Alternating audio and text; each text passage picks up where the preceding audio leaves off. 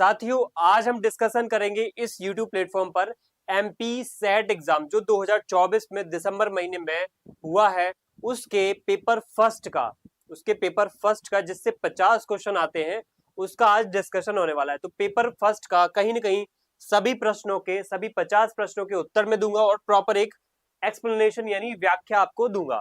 तो स्टार्ट करते हैं। पहले एक और इन्फॉर्मेशन बता देता हूं कि जो आपको सामने ये 50 क्वेश्चन आएंगे, ये सभी आपको क्वेश्चन कराने वाला हूं। इन 50 क्वेश्चन के आपको पता होना चाहिए कि 10 यूनिट में डिवाइडेड होते हैं ये 50 क्वेश्चन। ठीक है, 10 यूनिट में डिवाइडेड होते हैं, हर यूनिट से 5 क्वेश्चन आते हैं, तो 10 यूनिट से 50 क्वेश्चन आते हैं और टोटल जो मार्क होते हैं, इनके मार्क्स होते हैं वो होते हैं 100, यानी कि हर एक क्वेश्चन पर आपको 2 मार्क्स दिए जाते हैं। तो 50 क्वेश्चन पर आपको 100 मार्क्स दिए जाते हैं। तो इस तरीके से जो हम 50 क्वेश्चन पढ़ेंगे या उनको देखेंगे, उनका एक्सप्लेनेशन करेंगे, तो उनको आप यहाँ पे नोटिस करते जाना, उनका लेवल चेक करते जाना, उनका दायरा भी देखना कि डेप्थ है या नहीं है। तो फटाफट स्टार्ट करते हैं। पहला क्वेश्चन आज का जो होने वाला है वो ये होने वाला है कि जब हम विशिष्ट उद्देश्यों की व्यावहारिक दृष्टि से लिखते हैं तो उन्हें क्या कहा जाता है। जब हम विशिष्ट उद्देश्यों को व्यावहारिक दृष्टि से लिखते हैं तो उन्हें क्या कहा जाता है। When we write specific objectives in terms of behavioral terms, they are known as निर्देशात्मक उद्देश्य, व्यवहारिक उद्देश्य, शैक्षिक उद्देश्य या सामान्य उद्देश्य। किसी भी उद्देश्य को, विशिष्ट उद्देश्य को जब व्यवहारिक यानी कि उनको प्रैक्टिकल फॉर्म में या फिर उनको एक बिहेवियरल टर्म में आप जब जानते हो, लिखते हो, तो उनको व्यवहारिक उद्देश्य बोलोगे। सीधी सी बात है, क्या आंसर हो जाएगा? व्यवहारिक उद्देश्य इसका। निर्देशात्मक उद्देश्य वो होते हैं जिनके माध्यम से कोई ऐसे उद्देश्यों की पूर्ति करना है जिसमें कहीं नहीं निर्देशों के माध्यम से उसमें कहीं नहीं इंस्ट्रक्शंस दिए गए हैं या निर्देश दिए गए हैं, डायरेक्शंस दी गई हैं। शैक्षणिक उद्देश्य या शैक्षिक उद्देश्य वो होते हैं जिसमें शिक्षा या एजुकेशन का कॉन्टेक्स्ट एक जुड़ा होता है। सामान्य जो जनरलाइज एक ऑब्जेक्टिव्स होते हैं उनकी पूर्ति के लिए सामान्य उद्देश्य होते हैं। तो इसका आंसर बी हो जाएगा। सेकंड क्वेश्चन पे यह कथन किसने दिया कि शिक्षण सुदृढ़ीकरण की आकस्मिकताओं की व्यवस्था है। Who gave this statement? Teaching is the arrangement of contingencies of reinforcement. ये किसने कहा था? किसने कहा था कि ये जो शिक्षण सुदृढ़ीकरण की आकस्मिकताओं की व्यवस्था है, तो ये स्किनर ने कहा था। ठीक है, स्किनर ने एक स्टेटमेंट दिया था कि आपको शिक्षण सुदृढ़ीकरण जो होता है वो आकस्मिकताओं की व्यवस्था है। इसको इंग्लिश में आप समझोगे तो teaching is the arrangement of contingencies of reinforcement. ये स्किनर का थॉट है, उनका एक कथन है। आंसर ए हो जाएगा। अब चलते हैं थर्ड क्वेश्चन। विकास तकनीकी के या तकनीक के रचनात्मक पहलू में निम्नलिखित में से कौन सा शामिल है।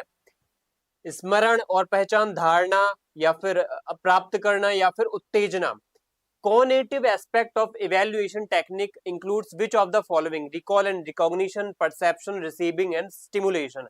अब आप इसका आंसर दो, फटाफट बताओ क्या हो सकता है इसका आंसर। देखो, ये जो क्वेश्चंस हैं ये एक प्रकार से आपको ये बताते हैं कि आपका जो ये जो शोध वाला, टीचिंग एप्टीट्यूड वाला जो यूनिट है वो अच्छा होना चाहिए।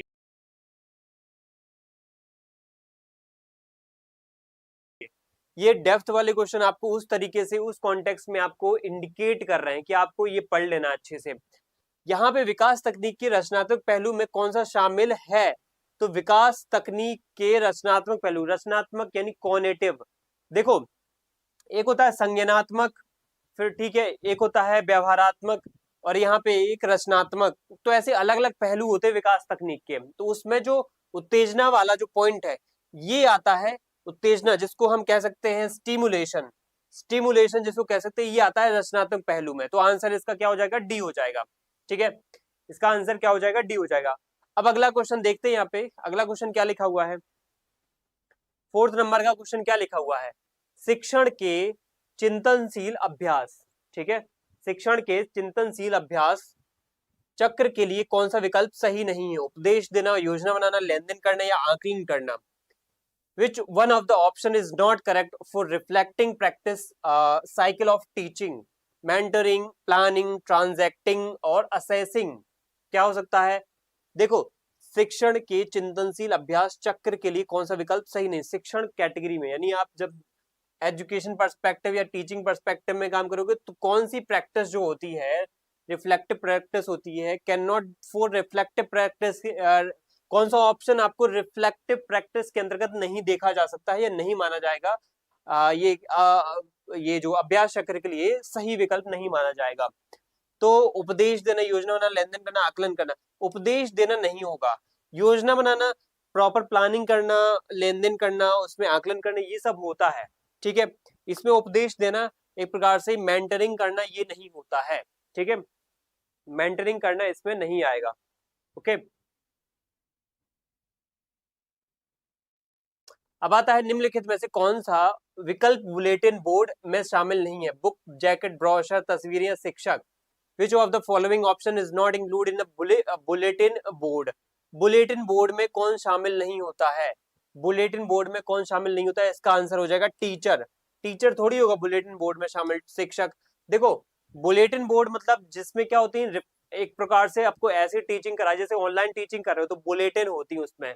ठीक है, उसमें मेनली क्या होता है, ज्यादातर आपको कुछ ऐसे बुलेट पॉइंट्स में, ब्रेकिंग पॉइंट्स में, या फिर आपको एक प्रकार से वो हाईलाइटिंग पॉइंट्स में आपको चीजें बता दी जाती हैं, लाइंस लिख दी जाती हैं, या फिर बुक जैकेट, एक साइड में एक ऐसा बुक जैकेट आता है उसमें इंफॉर्मेशन दे दी जाती है, या फिर ब्रोशर के फॉर्म में या तस्वीरों के फॉर्म में। लेकिन यहाँ पे शिक्षक थोड़ी एक प्रकार से इसमें क्या कहते हैं, बुलेटिन बोर्ड का पार्ट होगा। तो बुलेटिन बोर्ड का पार्ट शिक्षक नहीं होता है। ओके, अब इसका आंसर डी हो जाएगा। प्रारंभिक सर्वेक्षण को अक्सर क्या कहा जाता है? प्रारंभिक सर्वेक्षण को क्या कहा जाता है? एक प्रकार से क्या कहा जाता है? देखो, यहाँ पे लिखा है मेन सर्वेक्षण, पायलट सर्वेक्षण या द्वितीयक सर्वेक्षण या फिर अन्वेषणात्मक सर्वेक्षण, क्या कहा जाएगा? देखो, what is the preliminary survey often called main survey, pilot survey, secondary survey, exploratory survey. देखो, जब कोई भी चीज को हम इनिशिएट करते हैं तो हम क्या करते हैं, सर्वे करते हैं कि पता तो लगा ले कि कोई चीज हम ला रहे हैं तो वो किस किस एरिया में वो जरूरी है लाना, तो सर्वे करते हैं। फिर उसको सर्वे करने के बाद हम चेक करते हैं कि ये एरिया में हम इम्प्लीमेंट कर सकते हैं। तो जब भी कोई योजना को शुरुआती स्तर पे लागू किया जाता है तो उसको प्रारंभिक दौर पे जांचा जाता है कि ये योजना इस एरिया में सफल होगी या नहीं होगी, तो पायलट प्रोजेक्ट के रूप में चलाई जाती है। तो स्टार्टिंग या प्रीलिमिनरी जो इसका फेज होता है वो कहलाता है पायलट सर्वेक्षण। ओके, पायलट प्रोजेक्ट आपने सुना होगा, जैसे पंचायती राज का पायलट प्रोजेक्ट नागौर राजस्थान में शुरू हुआ था, वैसे ही आंसर बी हो जाएगा। प्रायोगिक अनुसंधान में नियंत्रण शब्द किसका उल्लेख करता है? प्रायोगिक अनुसंधान में नियंत्रण जो शब्द होता है वो किसका उल्लेख करता है? In experimental research the term control refers to enhancing experimental condition, preventing experimental condition, ignoring experimental condition या मैक्सिमाइजिंग एक्सपेरिमेंटल कंडीशन। यहाँ पे प्रयोगात्मक स्थितियों को बढ़ाना, प्रयोगात्मक स्थितियों को रोकना, या स्थितियों की अनदेखी करना, या फिर अधिकतम करना। तो यहाँ पे प्रयोगात्मक स्थितियों को रोकना, कंट्रोल मतलब तो यही होता ना, प्रायोगिक जो अनुसंधान में नियंत्रण करना, यानी कि उन स्थितियों को, प्रयोगात्मक स्थितियों को रोक देना एक प्रकार से। तो बी आंसर इसका हो जाएगा। अगले क्वेश्चन पे चलते हैं। कंप्यूटर समंक विश्लेषण में कौशल विकसित करते समय शोधकर्ताओं का पहला कदम क्या होना चाहिए? पहला कदम क्या पता होना चाहिए उनको? तो कंप्यूटर समंक विश्लेषण यानी what is the first step researchers should know while developing skills in computer data analysis, storing data in computer, execution of computer programs, data organising and coding. तो इसका आंसर यही हो जाएगा, सी ऑप्शन। कि आपको एक प्रकार से अगर फर्स्ट स्टेप अगर रिसर्च में करना है तो आपको सबसे पहली जानकारी यही होना चाहिए कि डेटा का ऑर्गेनाइजेशन कैसे करना है, डेटा को सिस्टमैटिक ढंग से ऑर्गेनाइज कैसे करना है, संगठित कैसे करना है, और कोडिंग कैसे करना है। तो सी ऑप्शन इसका सही हो जाएगा। इसके बाद है नाइन्थ क्वेश्चन, व्यापक शोध रिपोर्ट लेआउट के तीन मुख्य घटक क्या है? क्या है तीन मुख्य घटक? तो इसके ऑप्शंस परिचय, विधियां, परिणाम, सार, साहित्य, समीक्षा, निष्कर्ष, शीर्षक, पृष्ठ, संदर्भ, परिशिष्ट और प्रारंभिक पृष्ठ, मुख्य पाठ और अंत मामला। ठीक है, तो introduce what are the three main components of a comprehensive research report layout? Introduction, method, result, abstract, literature, review, conclusion and title, page, reference, appendix, preliminary, page, main context, main text and matters. क्या हो जाएगा इसका answer?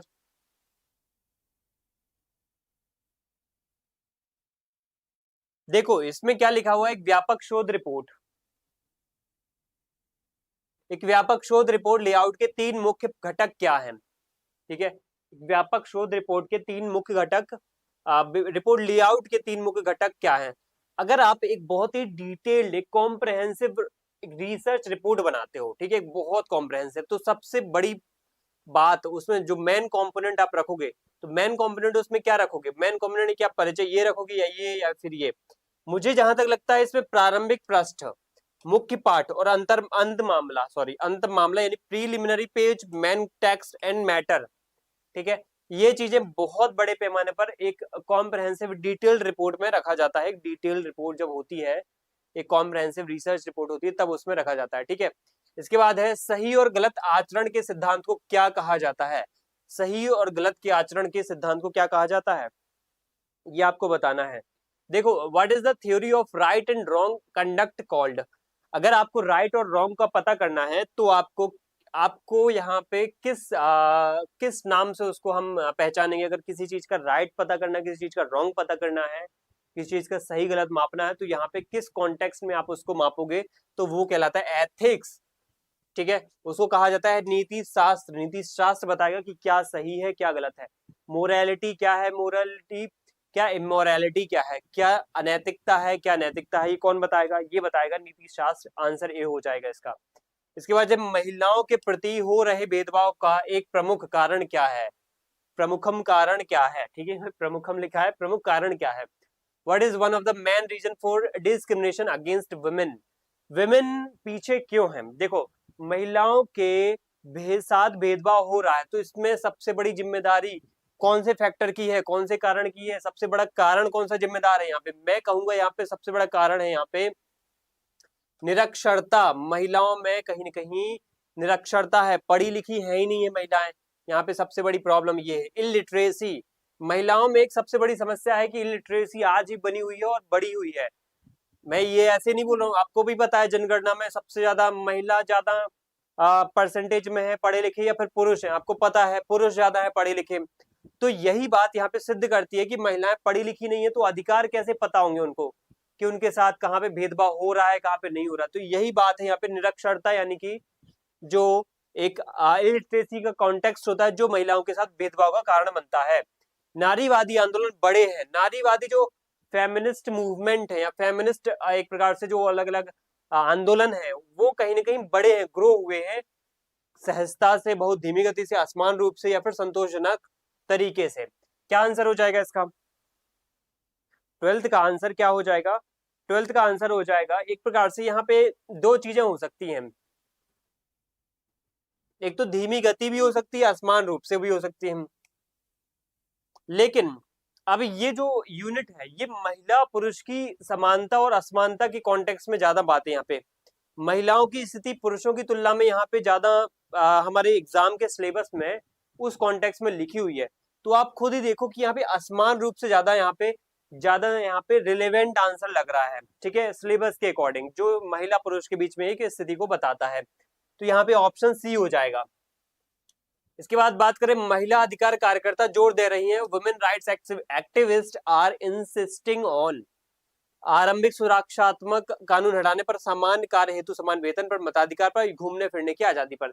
मुझे लगता है कि महिला अधिकार जो कार्यकर्ता हैं, अलग अलग जो एक्टिविस्ट हैं, वो मेनली किन बातों पर बल दे रहे हैं।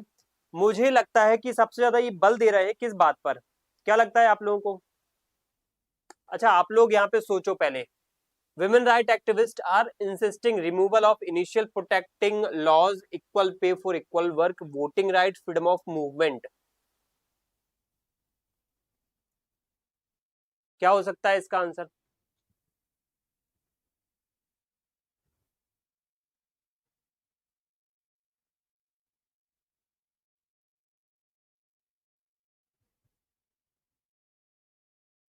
देखो, महिला अधिकार कार्यकर्ता यानी कि कुछ ऐसे एनजीओ होते हैं ना जो महिलाओं के अधिकारों के लिए काम करते हैं, महिलाओं के अलग अलग जो पक्ष हैं वो रखते हैं दुनिया के सामने, फ्रंट पे आकर के मुख्य धारा का मुद्दा बनाते हैं वो। तो वो कौन है यहाँ पे, वो मुख्य रूप से यहाँ पे जो संस्थान है, एनजीओ है, संगठन है, वो मुख्य रूप से बातें बहुत बड़ी बड़ी करते हैं, अधिकारों की बातें करते हैं, समान कार्य हेतु समान वेतन की बातें करते हैं। लेकिन अभी हाल फिलहाल में जोर दे रहे हैं, तो जैसे आरंभिक सुरक्षात्मक कानून हटाने पर, क्या है इंग्लिश में, removal of initial protective laws, ठीक है। Women right activist are insisting on removal, आरंभिक सुरक्षात्मक कानून हटाने पर, इस पर जोर दे रहे हैं वो। अभी उनका मेन जो डिमांड है मैन जो उनका फोकस है, फोर्स वो जो दे रहे हैं वो इस पॉइंट पर दे रहे हैं। इसके बाद अगला जो क्वेश्चन हो जाएगा वो है शैक्षिक और सांस्कृतिक कार्यक्रमों द्वारा महिलाओं की उन्नति में किसने सहायता की है? संयुक्त राष्ट्र संघ ने, विश्व व्यापार संगठन है, यूनेस्को ने, या कोई नहीं? ये सीधी सी बात है, यहाँ पे तो यूनेस्को ही करता है ज्यादातर कल्चरल जो हेरिटेज से रिलेटेड या फिर विमेन से रिलेटेड या चाइल्ड से रिलेटेड जो अलग अलग डेवलपमेंट्स हैं वो कौन करता है, उस किसकी जिम्मेदारी होती है, चाहे शैक्षणिक हो सांस्कृतिक हो। शैक्षणिक सांस्कृतिक के लिए आपको पता है यूनेस्को ही एक संस्थान है बड़ा, ठीक है, एजुकेशन एंड कल्चरल प्रोग्राम्स के लिए। तो आंसर सी हो जाएगा इसका। निम्नलिखित में से किस मुद्दे के लिए महिला कार्यकर्ताओं ने संघर्ष नहीं किया है? ठीक है, तो किन कार्यकर्ताओं के मामले में महिलाओं ने, मैं इसमें कलर चेंज कर देता हूं, निम्नलिखित में से किस मुद्दे के लिए महिला कार्यकर्ताओं ने संघर्ष नहीं किया है? कौन से पॉइंट्स पर, कौन से इश्यूज पर महिला कार्यकर्ताओं ने आज तक संघर्ष नहीं किया है? Which of the following issues was not fought for by the women activist? कौन से ऐसे मुद्दों पर महिलाओं ने यहाँ पे क्या किया है? कोई भी लड़ाई नहीं लड़ी है, कोई विरोध जताया नहीं है, कोई भी उन्होंने संघर्ष नहीं किया है। तो वो मुद्दे, चाहे वैवाहिक संबंधों में समानता हो, इस पे तो बहुत लड़ाई हुई है, महिलाओं ने हक की लड़ाई लड़ी है इस पे। मताधिकार की भी तो लड़ाई हुई है हमेशा, चाहे वो इंडिया में हुई हो चाहे विदेशों में हुई हो, बुनियादी शिक्षा के लिए भी। लेकिन गरीबी से मुक्ति के लिए महिलाओं का कोई भी ध्यान ही नहीं गया कि देखो एक घर में चाहे घर कितना भी अमीर हो, लेकिन वहां पे जो अर्निंग का सोर्स है या अर्निंग का जो ज्यादा काम है वो पुरुषों के पास है, पुरुष कर रहे हैं। तो अमीर या पैसे के मामले में पुरुष क्या है, ज्यादा सशक्त है, एम्पावर है। जो फीमेल्स हैं मेल की तुलना में क्या है, कम सशक्त हैं, क्योंकि वो सिर्फ घरेलू जिम्मेदारियों तक सीमित है। अगर मान लेते हैं यहाँ पे हस्बैंड ने तलाक दे दिया तो महिलाएं एक प्रकार से क्या हो जाती, बुरी स्थिति में आ जाती है, मतलब वो खुद करने लायक नहीं बचती इस स्थिति में। हाँ, उनको संपत्ति आदि मिल जाएगी हस्बैंड की, बट उनके खुद के अंदर की जो कैपेबिलिटी होती है, स्किल होती है, वो उनके पास नहीं होती है पैसे कमाने की। तो गरीबी से मुक्ति सबसे बड़ा यहाँ पे पॉइंट है कि महिला को गरीबी से मुक्ति होना है तो उसको शिक्षित होना पड़ेगा, स्किलफुल होना पड़ेगा, तभी, है ना। कोई भी महिला ऐसे अमीर नहीं हो सकती कि बस उसको हस्बैंड की आधी प्रॉपर्टी दे दो, ऐसे लॉस बना दो और महिलाएं क्या है, सशक्त हो जाए, एम्पावर हो जाए। तो महिलाओं को आधी संपत्ति लेने की बजाय उनको पुरुष से, अगर वो विवाह कर रही, किसी भी महिला अगर शादी कर रही है तो उसको सबसे पहले यहाँ पे ये गारंटी लेना चाहिए कि उसका हस्बैंड उसको सपोर्ट करे आगे काम करने के लिए, जॉब करने के लिए, आगे उसको कोई भी फ्यूचर में स्किल डेवलप करने के लिए। कल के दिन कुछ भी हुआ तो अपने बच्चों को, अपना पेट खुद, अपने परिवार का पेट खुद अकेले भर सकती है, इसलिए गरीबी में वो नहीं जिएगी। लेकिन आज तक महिलाओं ने इस चीज पे सोचा ही नहीं है, ये दुखद बात है, एक निंदनीय बात है। ठीक है, तो गरीबी से मुक्ति के मामले में महिलाएं बहुत ही क्या है, महिला कार्यकर्ता बहुत ही कम एक्टिव है इस मामले में। इनमें से कौन सा गैर मौखिक संचार का प्रकार नहीं है? Which of the following is not a type of non verbal communication? Non verbal communication का यहाँ पे टाइप नहीं है। कौन सा टाइप नहीं है यहाँ पे? चेहरे का हाव भाव, और चेहरे का भाव, हाव भाव और मुद्राएं, प्रतीकात्मक भाषा है, उपयुक्त में से कोई नहीं। फेशियल एक्सप्रेशन, ठीक है, फेशियल एक्सप्रेशन हो जाएगा। उसके बाद क्या हो जाएगा? उसके बाद हो जाएगा gesture and posture, symbolic language and none of the above. देखो यहाँ पे कह रहा है गैर मौखिक संचार, मतलब मुंह से नहीं बोल रहा है, ठीक है।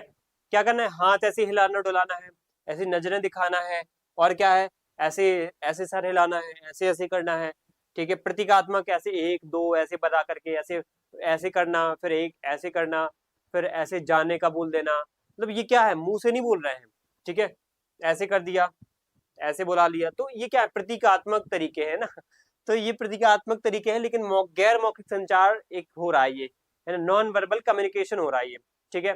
तो नॉन वर्बल कम्युनिकेशन के लिए इनमें से कौन सा नहीं है? चेहरे का हाव भाव तो होगा, अभी मैंने किया भी आपके सामने, हाव भाव मुद्राएं भी होगी, प्रतीकात्मक भाषा भी होगी। जो प्रतीकात्मक भाषा, जैसे मैंने ये प्रतीकात्मक भाषा हो गई है, 1 2 3 ऐसे लिखना, ऐसे बोलना है यहाँ पे। इनमें से कोई नहीं यहाँ पे क्या हो जाएगा, आंसर हो जाएगा, क्योंकि तीनों क्या है, नॉन वर्बल कम्युनिकेशन का पार्ट है। डी आंसर हो जाएगा। संचार की प्रक्रिया एक गतिशील लेन देन संबंधी दो तरफा प्रक्रिया है जिसे 6 चरणों में विभाजित किया गया है। संचार की प्रक्रिया, देखो कम्युनिकेशन वाला यूनिट आ चुका है, इसमें आपको बोला गया है कि जो 6 चरण हैं वो आपको एक सीक्वेंस में रखने हैं, ठीक है। क्या है? The process of communication is a dynamic transactional two way process that can be divided into 6 stages. वो 6 स्टेज को आपको एक प्रॉपर उसमें जमाना है। देखो इंग्लिश में यहाँ पे, हिंदी में साथ में बताता हूँ। सबसे पहला जरूरी होता है आइडिया या विचार आना, तो यहाँ पे सबसे पहले क्या होता है, विचार आना। ठीक है, सेंडर हैज एन आइडिया, सबसे पहला क्या हो जाएगा, सेंडर हैज एन आइडिया, यही हो जाएगा, पहला तो यही हो जाएगा। ठीक है, इसके पास एक विचार होना चाहिए। दूसरा क्या होना चाहिए, विचार के साथ फिर वो क्या करे, यहाँ पे रिसीवर फिर उसको क्या करेगा, message, receiver receives a message, sender transmit the message, receiver decode, sender encoding, receiver send feedback. ठीक है, क्या हो सकता है इसमें, देखो इसमें मुझे लगता है कि इसके बाद अगला जो स्टेप होगा, अगला जो स्टेप होगा वो हो जाएगा कि जो अब जैसे कोई भी आइडिया आता है आपके दिमाग में, कोई मैसेज आता है, अपने मैसेज टाइप कर दिया, फिर उसको इनकोड किया जाता है। ठीक है, फिर उसको इनकोड किया जाता है, तो दूसरा ये हो जाएगा इनकोडिंग।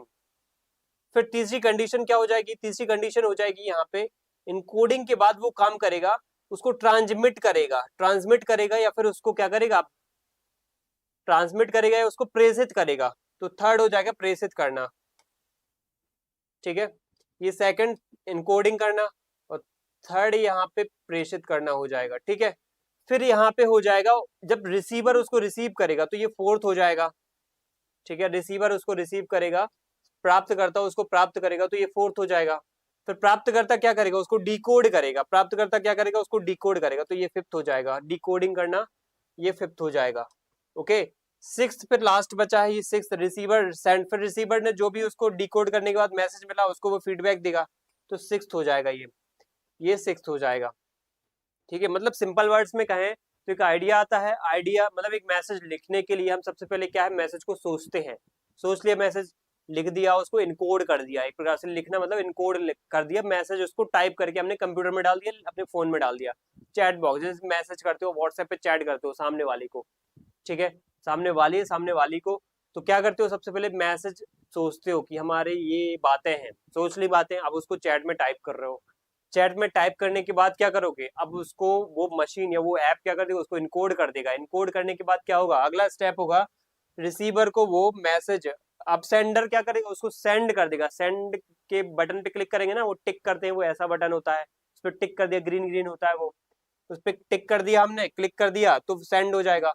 फिर रिसीवर को मैसेज मिलेगा, रिसीवर को मैसेज मिलने के बाद रिसीवर उसको क्या करेगा, डिकोड करेगा, अच्छा लिखा क्या है, सामने वाले ने भेजा क्या है, एक अंदर से उत्सुकता आती है ना, क्या भेजा होगा, देखते हैं जरा, तो देखा, डिकोड किया, समझ लिया, फिर समझने के बाद हमने डिकोड करने के बाद वो फिर फीडबैक दिया, है ना, अब रिप्लाई भी तो देना है, तो रिप्लाई प्रकार से फीडबैक हो जाएगा। तो इसको इस तरीके से भी समझ सकते हो, मेथड यही है, आंसर बी हो जाएगा इसका। ठीक है, बी आंसर हो जाएगा, मैंने टिक नहीं किया है 1 4, यहाँ पे बी आंसर हो जाएगा। ठीक है, आप यहाँ पे समझ सकते हो। इसके बाद है व्यावसायिक सेटिंग परिस्थिति में निम्नलिखित में से किस संचार बाधक में गलत फहमी पैदा करने की सबसे अधिक संभावना है, Which of the following communication barriers is most likely to cause misunderstanding in a business setting? कौन सी चीजें क्या होती हैं ज्यादातर जो बिजनेस के मामले में या फिर सेटिंग या बिजनेस की परिस्थितियों के मामले में संचार बाधा की गलतफहमी पैदा करने की सबसे अधिक संभावना है। ठीक है, कौन से चार में से सबसे अधिक संभावित हो सकता है आपकी गलतफहमी पैदा करने के लिए, कौन सा हो सकता है यहाँ पे, देखो यहाँ पे सबसे बड़ा पॉइंट हो सकता है सांस्कृतिक अंतर आना, कल्चरल डिफरेंसेस, फिजिकल बैरियर्स उतने बड़े क्या है मुद्दे नहीं होते हैं, लेकिन कल्चरल डिफरेंसेस बहुत बड़े मुद्दे बन जाते हैं, भाषा, पहनावा, आपके अलग अलग बातचीत करने के तरीके, एक्सेंट्स, और इवन है ना कहीं पे इस तरीके की ऐसे हाव भाव, किसी को इस तरीके से नॉन वर्बल कम्युनिकेशन कर रहे हो, किसी को ये चीज अच्छी पसंद नहीं आती, उसके लिए अलग इसका मीनिंग होता है, तो वो गलत समझ सकता है। इस तरीके से क्या है, आपके कल्चर बहुत ज्यादा यहाँ पे डिफ्रेंशिएट करते हैं इस मामले में, व्यवसायिक परिस्थितियों को में गलतफहमी पैदा करने में, तो कम्युनिकेशन इस मामले में थोड़ा सा गलत चला जाता है। अगला आता है क्वेश्चन यहाँ पे, आप एक डायरी जर्नल लिखते हैं या जर्नल रखते हैं। ठीक है, क्या कहा गया है, आप एक डायरी या जर्नल, ठीक है, एक मान लो डायरी है या फिर आप उसको लिख रहे हो, जर्नल लिख रहे हो, ठीक है, एडिटोरियल लिख रहे हो मान लेते हैं, जहां आप दिन भर हुई हर चीज का हिसाब रखते हैं। उदाहरण है पारंपरिक संचार का, अंतर व्यक्तिक संचार का, जन संचार का या गैर मौखिक संचार का। You keep a diary or journal where you keep a record of everything that happened during the day. This is an example of, अगर आप कोई भी डायरी लिखते हो तो डायरी किस कैटेगरी में आती है? आप डायरी में लिखते क्या? अल्टीमेटली अपनी बात है दिन भर की, आपने ये किया दिन भर का, ये आपकी एक्टिविटीज हुई दिन भर, आपने ये काम किए, तो वो सब बातें आप इसमें लिखते हो। तो इसको हम क्या बोलेंगे? Interpersonal communication, interpersonal communication, interpersonal communication, intrapersonal communication, mass communication या नॉन वर्बल कम्युनिकेशन। यहाँ पे देखो इंट्रा लिखा हुआ है, यहाँ पे इंटर लिखा हुआ है, ठीक है। अब आपको यहाँ पे समझना है क्या हो सकता है, अंतरवैयक्तिक है या फिर यहाँ पे पारस्परिक, क्या हो जाएगा? और गैर मौखिक यहाँ पे या जनसंचार, मास या फिर नॉन वर्बल हो जाएगा। अगर मैं डायरी लिख रहा हूँ तो वो किस कैटेगरी में आएगा? डायरी लिख रहा हूँ तो मेरे वो अंतरवैयक्तिक कैटेगरी में आएगा, अंतरवैयक्तिक संचार।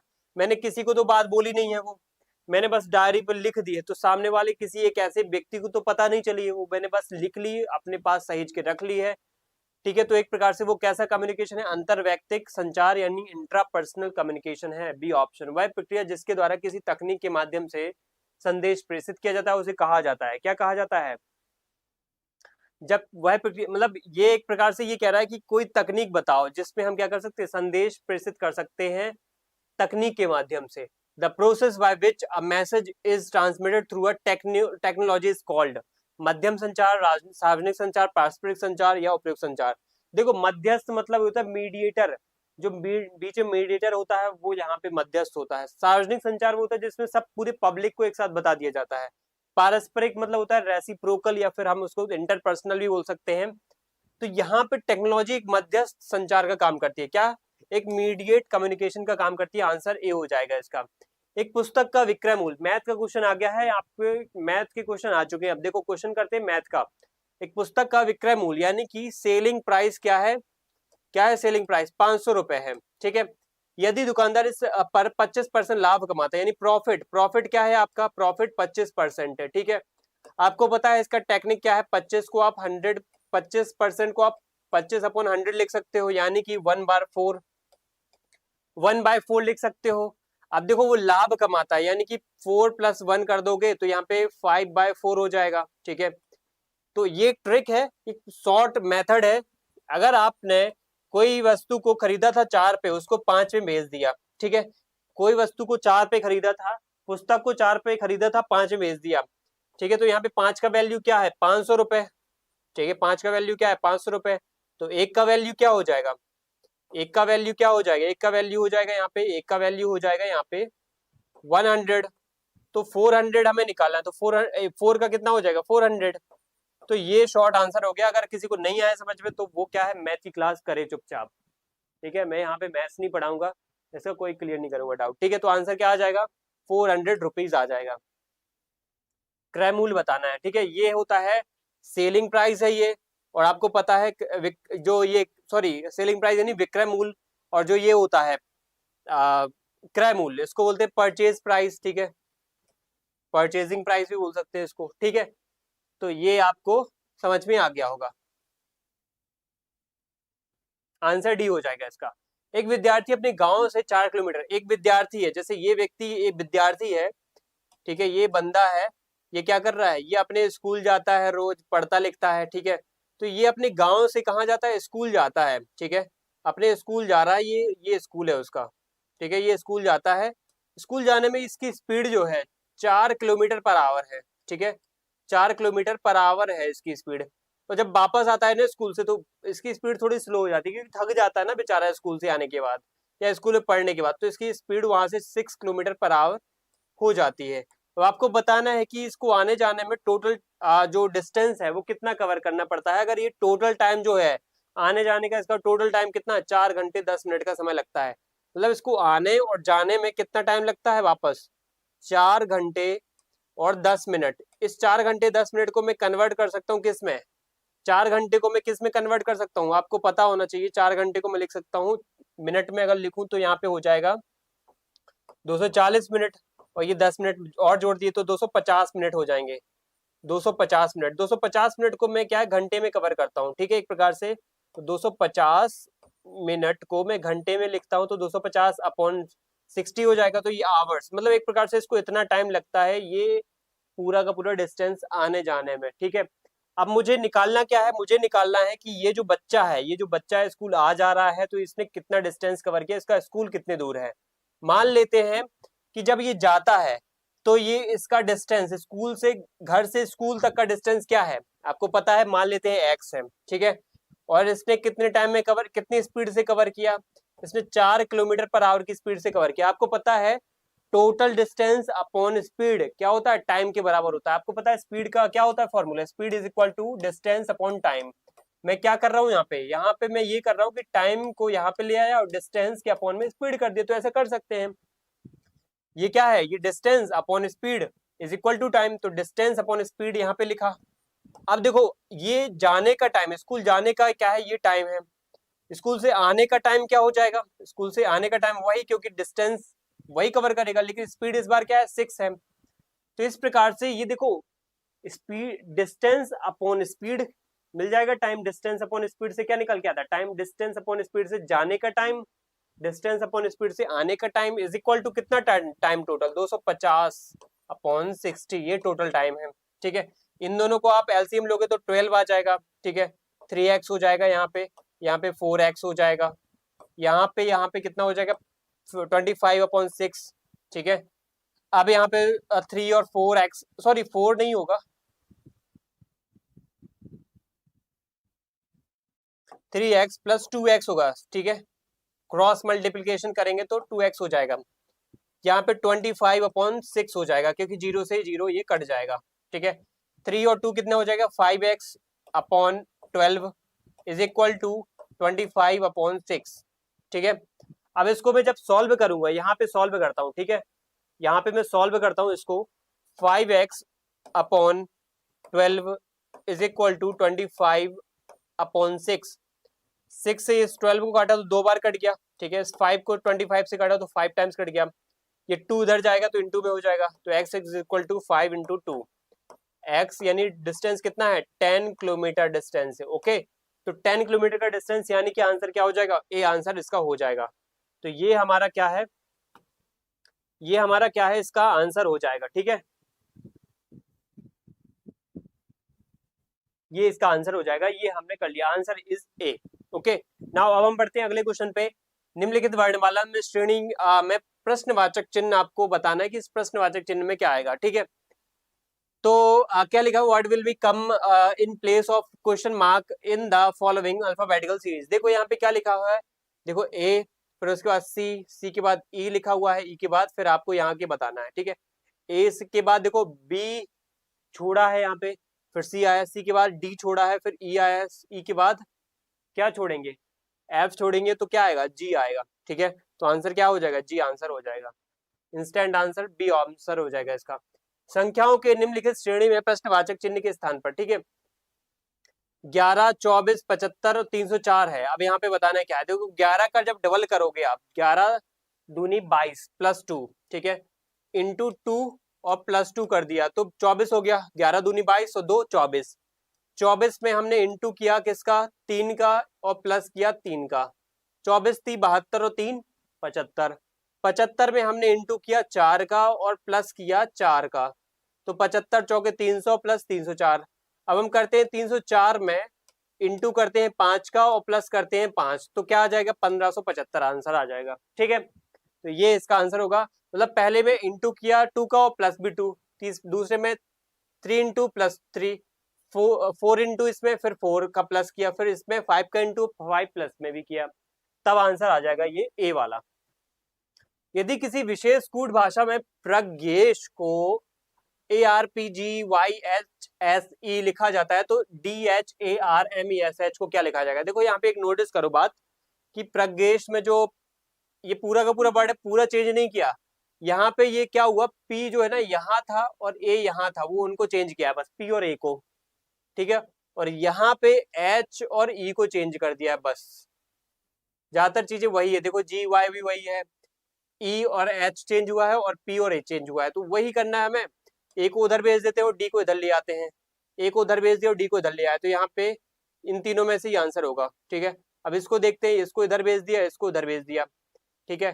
तो H को उधर भेज दिया हमने, तो H यहाँ पे उधर चला जाएगा और यहाँ पे ये A इधर आ जाएगा D, और ये एम वाला तो RM वाला ही होगा। देखो यहाँ पे RM वापस लिखा है क्योंकि GY और GY यहाँ पे चेंज हुआ ही नहीं है, तो यहाँ पे RM में चेंज नहीं होगा, तो RM यहाँ पे भी है, RM यहाँ पे भी है, इन दोनों में से ही आंसर होगा, ठीक है। तो इसका आंसर बी हो जाए, क्योंकि यहाँ पे SHE जो है, ठीक है, एस थोड़ी चेंज होगा इसमें, H ऐसी है, एस तो वही स्टेबल रहेगा, ठीक है। तो इसका आंसर बी हो जाएगा। सभी यूनानी मनुष्य हैं, सभी यूनानी, मान लेते यूनानी ये हैं, वो क्या है, मनुष्य हैं, मनुष्य, ठीक है। और सभी एथेंस वासी यूनानी हैं, सभी एथेंस वासी, ये एथेंस वासी क्या है, सभी यूनानी हैं, सभी एथेंस वासी यूनानी है, सभी यूनानी मनुष्य हैं। तो उपयुक्त न्याय वाक्य की आकृति क्या है, फिगर ऑफ एबव सिलोजिज्म, ठीक है। इसमें क्या है, फिगर नहीं दे रखा है, लेकिन आंसर की में प्रथम आकृति दे रखा है। मुझे खुद समझ नहीं आया क्योंकि इसमें आकृति नहीं दे रखा है, लेकिन आकृति पूछा है कि आकृति क्या है। तो इसका आंसर तो वैसे, मैं ये आंसर जो है ना आपको पहले ही बता देता हूँ, मैं खुद से नहीं बता रहा हूँ, ये आंसर की MPPSC की वेबसाइट पे डली हुई है, उसी को बता रहा हूँ, ठीक है। तो इसमें आप मेरे ऊपर क्या है, आरोप प्रत्यारोप मत करना कि आप गलत बता रहे हो, ये आयोग से आप बात करना कि आयोग ने क्यों ऐसा लिखा है। और क्वेश्चन भी मैंने प्रॉपर देखे हैं, इसलिए क्वेश्चन भी कुछ कुछ छूटे हुए हैं, या मुझे लग रहा है छूटे हैं, जैसे इसमें आकृति नहीं दी है, या पता नहीं, मैं उतना जानकारी वाला नहीं हूँ रीजनिंग के मामले में, तो शायद मैं उतना नहीं कर पा रहा हूँ डायरेक्ट, मुझे लगता है ऐसी कोई आकृति होना चाहिए था, इस वजह से क्या है इसका आंसर आ पाएगा। बाकी आप लोग समझदार हो फिर, ठीक है। इसमें आपको ये बताना है कि आरेख जो है ना, ये किस प्रकार का आरेख प्रतिनिधित्व करता है, तो इसका आंसर जो है सी है, इसका आंसर, ठीक है, इसका आंसर सी भी है। अब ये भी मुझे क्वेश्चन क्या है, यहाँ पे आइडेंटिफाई करना थोड़ा मुश्किल हुआ कि इसमें कौन सी कोडिंग है, बट इसमें प्रतिनिधित्व करता है, ये जो है ना, ये एक प्रकार की क्या है, सिलोजिज्म के या फिर अलग अलग जो आकृति वाली जो रीजनिंग है, उसके कॉन्सेप्ट्स हैं, इनको समझना पड़ेगा, आप इनको समझिए, ठीक है। तब जाकर के ये वेन आरेख वाले जो वेन डायग्राम वाली जो कॉन्सेप्ट है, वेन डायग्राम वाली जो रीजनिंग है, उसको समझोगे तब जाके आपको ये समझ में आ जाएगा। आंसर सी हो जाएगा। परंपरागत विरोध वर्ग, ठीक है, इसको बोलते हैं ट्रेडिशनल अपोजिट कैटेगरी। इसमें से कौन सा अनुविपरीत संबंध का उदाहरण है, अनुविपरीत संबंध का उदाहरण आपको बताना है, कौन सा है इसमें। ये देखो वही क्वेश्चन है, इसमें एक प्रकार से क्या है, ये जो है ना कॉन्सेप्ट आपको समझना पड़ेगा, ये आपको कॉन्सेप्ट यहाँ पे समझना पड़ेगा, तभी जाकर के आप इसका आंसर दे पाओगे, ठीक है। तो इसमें क्या आंसर हो जाएगा, जब ये आप पढ़ोगे traditional opposite category of the following an example of inverse relation के बीच में, तो यहाँ पे आंसर बी हो जाएगा, ठीक है, बी आंसर हो जाएगा, आई और ओ आंसर इसका हो जाएगा। इसके बाद है बौद्ध दर्शन के अनुसार सामान्य लक्षण का ज्ञान होता है। देखो बौद्ध दर्शन आप पढ़ोगे, क्या है, हमारे UGC नेट हो गया या फिर MP सेट हो गया, उसमें जो पेपर फर्स्ट है, उसमें जो तर्क है वो भारतीय तर्क और वेस्टर्न तर्क, यानी Indian reasoning, Indian classical reasoning की जो व्यवस्था है और वेस्टर्न रीजनिंग की व्यवस्था है। जैसे वेस्टर्न रीजनिंग में आप निगमनात्मक और आगमनात्मक तर्क पढ़ोगे, अरस्तु के तर्क, सुकरात के तर्क व्यवस्था और प्लेटो की तर्क व्यवस्था पढ़ोगे। लेकिन आप इंडियन कॉन्टेक्स्ट में आप बौद्ध दर्शन की तर्क व्यवस्था, हमारे धर्मशास्त्रों की तर्क व्यवस्था, हमारे जैन ग्रंथों की तर्क व्यवस्था, इन सबको पढ़ोगे, तो उसी से क्वेश्चन इन्होंने क्रिएट किया है। बौद्ध दर्शन में जो तर्क की व्यवस्था है, सामान्य लक्षण का ज्ञान जो होता है वो किसको माना जाता है, प्रत्यक्ष द्वारा, अनुमान द्वारा, शब्द द्वारा, या प्रत्यक्ष और अनुमान दोनों के द्वारा।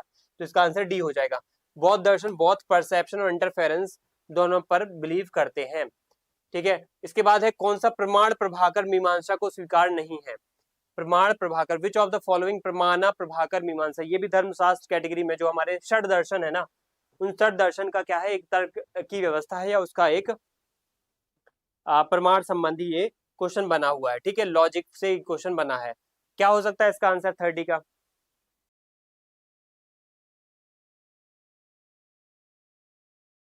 इसका हो जाएगा नॉन अवेलेबिलिटी, ठीक है, इसका आंसर हो जाएगा नॉन अवेलेबिलिटी, अनुपलब्धि हो जाएगा, अनुपलब्धि प्रमाण, ठीक है। प्रमाण प्रभाकर मीमांसा को स्वीकार नहीं है, तो देखो अनुपलब्धि मतलब क्या होता है, अनुपलब्धि मतलब ये होता है कि कोई चीज की उपस्थिति जब ना हो। आपने अगर हमारे षड दर्शन को पढ़ा होगा, चारवाक दर्शन को पढ़ा होगा, बौद्ध और जैन दर्शन को पढ़ा होगा, तो ये 6 दर्शन की या 6 प्रमाणों की बात करते हैं, अनुपलब्धि, शब्द, अर्थापत्ति, ये सब बहुत सारे प्रमाण होते हैं, 6 से 7 प्रमाण होते हैं। एक शब्द प्रमाण होता है, किसी ने कोई बात कह दी तो वो भी एक प्रमाण के रूप में गिना जाता है। एक अर्थापत्ति भी प्रमाण होता है, एक अनुपलब्धि भी प्रमाण होता है कि कोई चीज की उपलब्धि ना हो फिर उससे क्या है एक ज्ञान की प्राप्ति हो तो उसको प्रमाण की कैटेगरी में रखा जाता है। ठीक है, जैसे मैं बोल दूं कि तुम्हारे पास इस चीज की कमी है तो तुम्हारे दिमाग में ये दिन भर लगा रहेगा ना कि मेरे पास तो ये चीज नहीं है, मेरे पास तो ये अनुपलब्धि अनुपलब्धि है, तो तुम्हें उससे क्या है एक ज्ञान प्राप्त हुआ, उसको तुमने एक प्रमाण के रूप में क्या है सिद्ध भी कर दिया। तो इस प्रकार की चीजें भी होती हैं, इसको प्रमाण के रूप में समझा जाता है।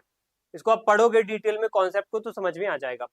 अगला क्वेश्चन है पायलट सर्वेक्षण क्या होता है। पायलट जो सर्वे होता है, पायलट सर्वे, पायलट आपने सुना होगा, पायलट प्रोजेक्ट होता है या पायलट के प्रोजेक्ट के रूप में जब उसको पहली बार इंप्लीमेंट किया जाता है तो वो क्या होता है। सर्वे जो विमान चालक द्वारा किया जाता है प्रश्नावली में सुधार करने के लिए किया गया परीक्षण सर्वेक्षण है, ये जनसंख्या को लेकर किया गया सर्वेक्षण या उपयुक्त में से कोई नहीं। Survey conducted by a pilot, trial survey conducted to improve a question, survey conducted on a population, क्या हो सकता है ये। देखो प्रश्नावली में सुधार करने के लिए किया गया सर्वेक्षण होता है ये। जैसे पायलट सर्वेक्षण मतलब ये होता है कि जैसे मुझे कोई भी चीज कहीं पे पहली बार इंप्लीमेंट करनी है तो मैं क्या करता हूँ उसको पायलट सर्वेक्षण के रूप में रखता हूँ, तो मुझे इसमें क्या है बहुत सारी चीजें क्लियर हो जाती हैं, बहुत सारी चीजें का एक फिल्ट्रेशन मिल जाता है, एक बहुत सारे क्वेश्चन तैयार हो जाता है जिससे हर जो प्रश्न है आपके वो क्लियर हो जाते हैं कि यहाँ पे ये करेंगे तो क्या होगा, ऐसा करेंगे तो वैसा होगा, वैसा होगा तो ऐसा होगा, क्या मतलब उसकी एक अंडरस्टैंडिंग डेवलप हो जाती है। तो पायलट सर्वेक्षण इसलिए जरूरी होते हैं। जब आप थीसिस लिखोगे, जब पीएचडी करोगे तो थीसिस लिखोगे तो आपको फील्ड वर्क वगैरह कुछ ऐसे करने को मगर मिलेंगे, कुछ ऐसे सर्वे करने को मिलेंगे, जब क्योंकि थीसिस लिखने में सबसे बड़ी प्रॉब्लम होती है, रिसर्च अपना पेपर तैयार करने में सबसे बड़ी प्रॉब्लम होती है उसमें सर्वे वाली चीज ऐड करना। तो सर्वे जब करोगे तो आपको ये समझ में आएगा कि किस तरीके से आप यहाँ पे इनमें आगे बढ़ोगे पायलट सर्वे में। अनुसंधान का देखो इसका आंसर बी हो जाएगा। अनुसंधान का पहला चरण है the first step in research is समंग संग्रहण, समंग विश्लेषण, समस्या की पहचान करने, पायलट सर्वेक्षण, data collection, data analysis, identification of problem, pilot survey. देखो बेसिक सा आंसर बहुत सिंपल। कोई भी चीज पे आप सर्वे करोगे या कोई भी चीज पर आप क्या करोगे अनुसंधान करोगे, सॉरी रिसर्च करोगे, तो रिसर्च किन चीजों पर करोगे जिसपे आपको कोई ना कोई प्रॉब्लम को आइडेंटिफाई कर लो कि ये प्रॉब्लम है इसमें, तो इसमें मैं क्या करना चाहता हूँ रिसर्च करना चाहता हूँ एक्चुअल में। ये प्रॉब्लम नहीं भी है तो उस पॉइंट को उस आइडिया को आप कहीं ना कहीं आइडेंटिफाई करोगे, प्रॉब्लम्स को आइडियाज को जब आइडेंटिफाई करोगे तो तभी क्या है रिसर्च आगे बढ़ेगी। तो पहला फेज क्या होता है, पहला चरण क्या होता है, फर्स्ट स्टेप क्या होता है, प्रॉब्लम या आइडियाज को आइडेंटिफाई करना। शोध कार्य का खाका कहा जाता है, किसको कहा जाता है शोध कार्य का, यानी outline of research work is called शोध डिजाइन, समस्या का विधान, साहित्यिक निरीक्षण, समग्र संग्रहण, research design, formulation of problem, literature review, data collection. बहुत सिंपल क्वेश्चन, रिसर्च डिजाइन को क्या कहा जाता है, यहाँ पे शोध कार्य का खाका या आउटलाइन कहा जाता है। ठीक है, ये आंसर इसका ए होता है। दूसरों द्वारा एकत्रित संकलित किए गए समंग के स्रोत कहलाते हैं, क्या कहलाते हैं, दूसरों के द्वारा। जब कोई दूसरे क्या करें हमारे डेटा को कलेक्ट करें, ठीक है, sources of data collection and compiled by others are called. जब दूसरे डेटा को कलेक्ट करें और उसको कंपाइल करें तो क्या कहेंगे उसको, क्या कहेंगे उसको, ठीक है। जब दूसरे कलेक्ट करें तो उसको द्वितीय कहेंगे, ठीक है। द्वितीय समग्र जब हम खुद करेंगे कलेक्ट तो वो कहलाएगा प्राथमिक, ठीक है। तो ये तो बेसिक सी बात है, क्या है ये बेसिक सी बात है। प्राथमिक यानी प्राइमरी जो होगा जब हम खुद डेटा कलेक्ट करने जाएं जमीन पे, ठीक है, सर्वे करने जाएं तो हम क्या कहेंगे उसको डेटा को या उस प्रकार की कलेक्शन को हम कहेंगे प्राइमरी डेटा कलेक्शन। सेकेंडरी वाला जब दूसरे करने जाएं, जैसे कि हमने क्या किया यहाँ पे दूसरे करने गए थे और वहां पे हमने उसको यूज कर लिया। जैसे मैं मान लेता हूँ यहाँ पे सेंसस, ठीक है, सेंसस या आपने किसी बुक को, किसी की बुक है उसको यूज कर लिया रेफरेंस के तौर पे, तो इन लोगों ने यहाँ पे जमीन पे जाकर के, जैसे सेंसस क्या है हमारे देश का डेमोग्राफिक डेटा है, तो हमारी सरकार की कई सारे रिपोर्ट भी होती हैं, कई सारी सरकार की रिपोर्ट नीति आयोग की रिपोर्ट होती है, कई सारे लोग इनकी रिपोर्ट को यूज कर लेते हैं। और एक प्रकार से वो फिर क्या होगा, जैसे मान लो एक बंदा है वो अपनी रिसर्च में क्या करता है लिख लेता है कि मैंने ये जो चीज है ये मैंने गवर्नमेंट की सेंसस रिपोर्ट से लिखी है, मैंने ये बात किससे लिखी है, मैंने ये बात लिखी है किसी ऑथर की इस बुक से, मैंने ये बात लिखी नीति आयोग की रिपोर्ट से। तो जो उसने सोर्स लिया है वो क्या है, सेकेंडरी क्या है डेटा है, वो खुद नहीं गया है, वो ने उसने किसी सेकेंडरी पार्टी का यूज किया है, फिर अपनी थीसिस में यहाँ पे ऐड किया, रिसर्च में ऐड किया है, ठीक है। आंसर बी हो जाएगा। देखो यहाँ पे क्या लिखा हुआ है, 2000 एक ग्राफ बना हुआ है 2020 से 24 तक का डेटा लिखा है विद्यार्थियों के नामांकन का, ठीक है। और बताया गया है कि 2025 में कितने और विद्यार्थियों का नामांकन सुनिश्चित किया जाए कि 6 वर्षों का औसत नामांकन 2640 हो जाए। देखो कह रहा है कि 2020 में, 2021 में, 2022 में, 23 में, 24 में, ठीक है, इन 5 सालों में हमारे एक स्कूल में कितने बच्चों ने इनरोल किया, कितने बच्चों का एडमिशन हुआ। 20 में 300, 21 में 500, 22 में 400, 23 में 600 और 24 में 700। अब वो कह रहा है 25 में ऐसे कितने बच्चों का एडमिशन या एनरोलमेंट हो जाए जिससे ये एवरेज जो है, यहाँ पे आपको वो नंबर बताना है कितने बच्चों का यहाँ पे एडमिशन हो जाए जिससे बच्चों का एवरेज जो है 640 पहुंच जाए। कैसे बताओगे यहाँ पे? सबसे पहले ऐसा कर सकते हैं यहाँ पे कि हम 640 देखते हैं ये किसका एवरेज है, कितने सालों का एवरेज है, ठीक है। कितने सालों का एवरेज है? 6 सालों का एवरेज है। कितना हो जाएगा इसका मल्टीप्लाई करके करेंगे तो यहाँ पे मल्टीप्लाई करेंगे तो यहाँ पे आ जाएगा 38, ठीक है। एक प्रकार से यानी कि टोटल जो नंबर है, एवरेज तो इन्होंने 5-6 सालों का 640 बता दिया, लेकिन हम 6 सालों में टोटल बच्चों का एनरोलमेंट बता रहे हैं कि 2020 से लेकर के 21, 22, 23, 24, 25 तक 3840 बच्चों ने एनरोल कर लिया है, नामांकन कर लिया। अब हमें पता है कि 20, 21, 22, 23, 24, 25 में कितने बच्चे हैं, तो आप काउंट कर लो। 300 और 500 800 हो जाएंगे, 800, 400, 1200, 1200, 600, 1800, 1800, 700, 2500। तो देखो जब 5 सालों में 2500 ने एडमिशन ले लिया है, नामांकन हो गया है, तो हमें पता है कि 6 सालों में कितने बच्चों ने लिया है 3840, तो 5 सालों का घटा दो, 5 सालों का घटा दो, 3840 में से 5 सालों वाला एक जो एनरोलमेंट डाटा है वो घटा दो, तो जी 4 यहाँ पे 3 बचेगा, यहाँ पे 1 बचेगा। तो ये क्या है, ये आ जाएगा छठवें साल यानी 2025 का यहाँ पे डाटा आ जाएगा कि 2025 में कितने विद्यार्थियों ने नामांकन सुनिश्चित किया है। आंसर 1340 आंसर हो जाएगा, 1340 ए आंसर इसका हो जाएगा, ठीक है। जिसको नहीं समझ में आया तो वो वापस से रिवाइंड कर ले इस वीडियो को, पीछे जाकर के देख सकता है।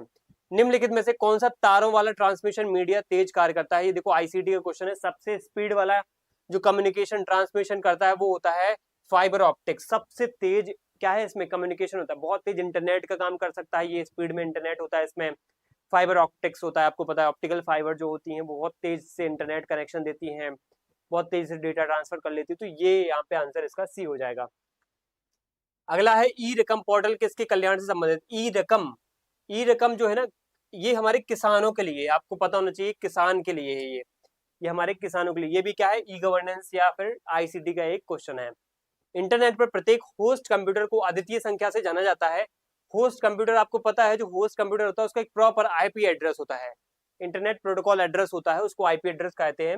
ये आईपी एड्रेस का आंसर हो जाएगा, ठीक है। इसके बाद है कौन सा संस्थान केंद्र एवं राज्य सरकारों को प्रौद्योगिकी संचालित करने के लिए समाधान प्रदान करता है? Which of the following institution provide technology driven solution to central and state government? कौन देता है? ये एनआईसी देता है, नेशनल इंफॉर्मेटिक्स सेंटर। हमारे देश के सेंटर और स्टेट गवर्नमेंट की अलग अलग जो डिपार्टमेंट्स है उनको क्या करता है? एक टेक्नोलॉजी ड्रिवन सॉल्यूशंस, टेक्नोलॉजी से लेकर के हर टाइप के सपोर्ट देता है वो। आंसर बी हो जाएगा। यूआरएल का फुल फॉर्म बताना है, uniform resource locator. Answer C हो जाएगा, ठीक है। गांधी सागर जलाशय मध्य प्रदेश से रिलेटेड या फिर हमारे देश की ज्योग्राफी से रिलेटेड क्वेश्चन है। चंबल नदी पर बना हुआ है गांधी सागर, ठीक है।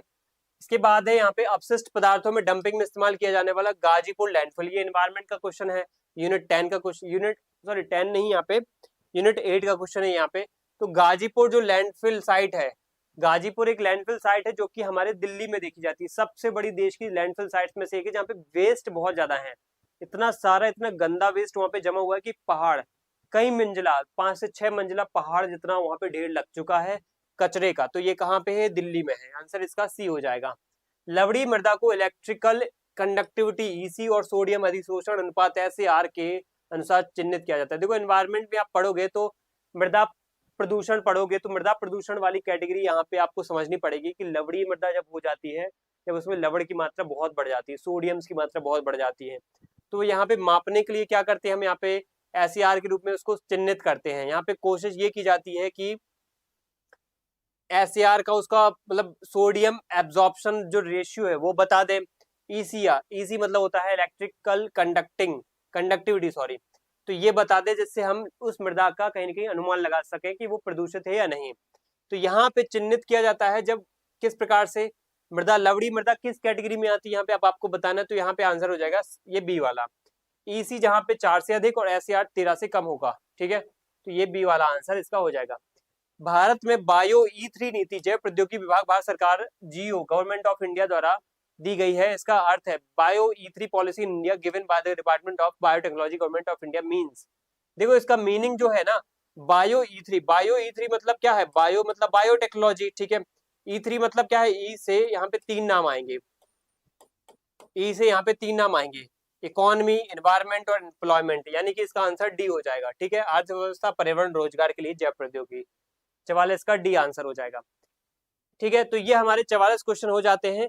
अगले जो क्वेश्चन है वो हम अगली स्लाइड में ओपन करेंगे। ठीक है, 45 नंबर का क्वेश्चन आप पढ़िए और इसका आंसर दीजिए, क्या हो सकता है इसका आंसर।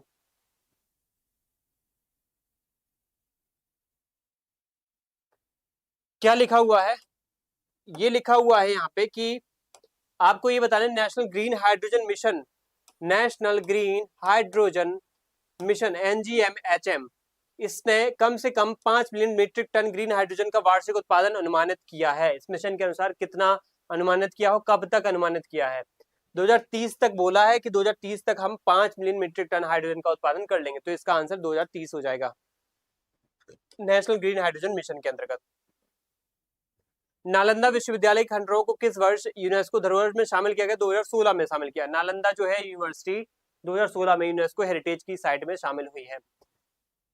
सरकार द्वारा विश्वविद्यालय अनुदान आयोग, देखो ये यूनिट 10 के क्वेश्चन से आपको पता होगा, यूनिट 10 में उच्च शिक्षा की प्रणाली हमारे देश की, तो उससे क्वेश्चन बने हैं कि विश्वविद्यालय अनुदान आयोग की संस्थान स्थापना संसदीय अधिनियम के द्वारा किस वर्ष में की गई थी। तो देखो विश्वविद्यालय अनुदान आयोग की जो स्थापना है वो किस वर्ष में की गई थी, 1956 में की गई थी, सॉरी 1956 में की गई थी, 1950 के बाद 1956 में की गई थी। ठीक है, तो 1956 इसका आंसर हो जाएगा।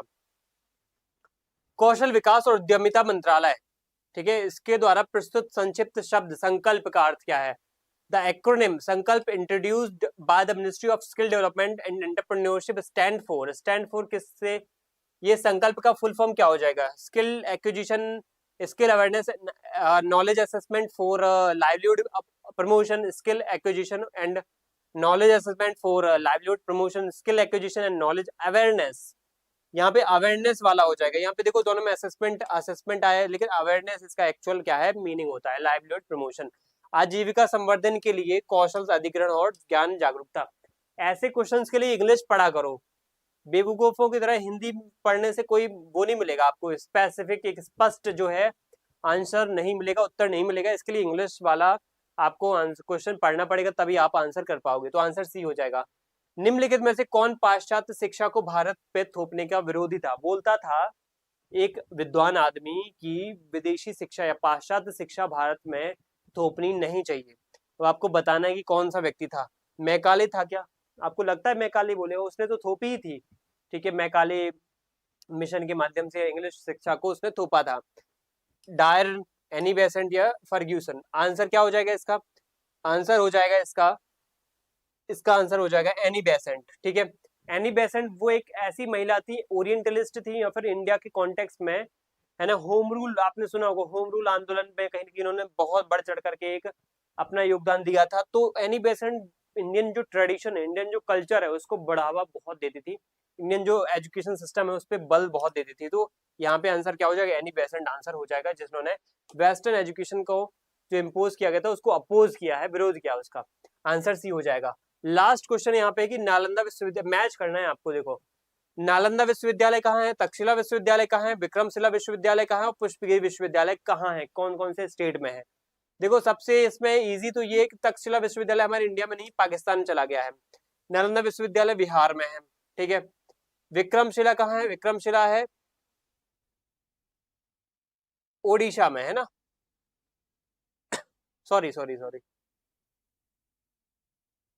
विक्रमशिला भी बिहार में ही है जहां तक, भागलपुर में है ना, आप लोगों को शायद पता होगा, भागलपुर में है विक्रमशिला।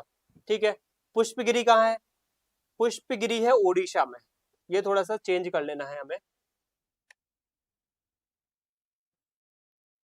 ठीक है, इसको फिर से एक बार देखते हैं। देखो पुष्पगिरी हो जाएगा उड़ीसा में, तक्षशिला हो जाएगा पाकिस्तान में, नालंदा हो जाएगा बिहार में। ठीक है, विक्रमशिला वाला उत्तर प्रदेश मुझे ज्यादा फिट नहीं लग रहा। ठीक है, फिर भी देख लेते हैं यहाँ पे नालंदा और ये तक्षशिला से मैच करते हैं। ए का 1 और बी का 3। ए का 1 और बी का 3 किस में दिख रहा है? ए का 1 बी का 3 यहाँ पे ए में ही दिख रहा है। और सी का 1, सी का 1 विक्रमशिला, फिर सी का भी 1 दे दिया।